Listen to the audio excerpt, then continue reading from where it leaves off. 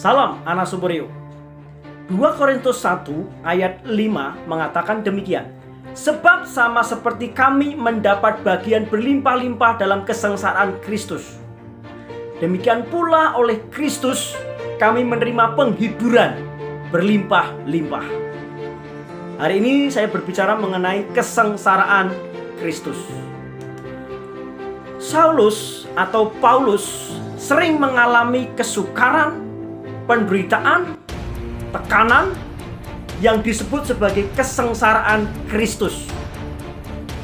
Namun di awal-awal 2 Korintus pasal 1 itu Paulus mengucapkan syukur.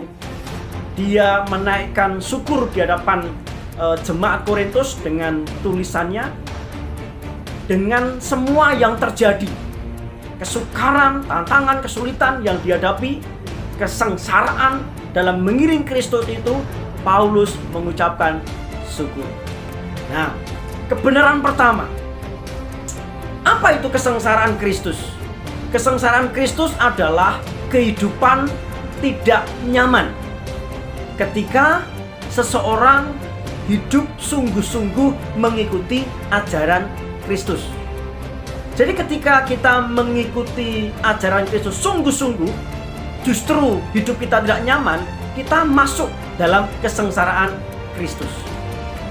Yang kedua, ketika mengalami berlimpah-limpah kesengsaraan Kristus, maka kita justru mengalami juga penghiburan yang melimpah-limpah dari Kristus.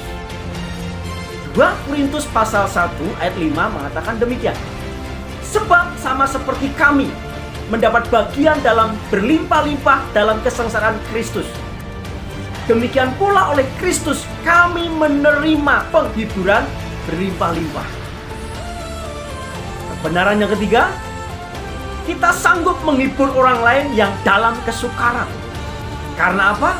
Karena ketika kita dalam kesukaran, Kristus menghibur kita dengan berlimpah-limpah. 2 Korintus pasal 1 ayat 4, yang menghibur kami dalam segala penderitaan kami, sehingga kami sanggup menghibur mereka yang berada dalam bermacam-macam penderitaan dengan penghiburan yang kami terima sendiri dari Allah. Pesan firman Tuhan hari ini, jangan menyerah. Apapun yang terjadi, tetaplah bersyukur kepada Tuhan. Karena apa? Karena penghiburan yang melimpah-limpah Tuhan berikan kepada kita.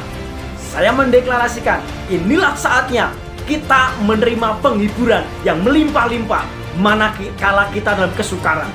Dan saatnya kita menjadi penghiburan bagi orang-orang yang hidup dalam kesukaran. Tuhan memberkati.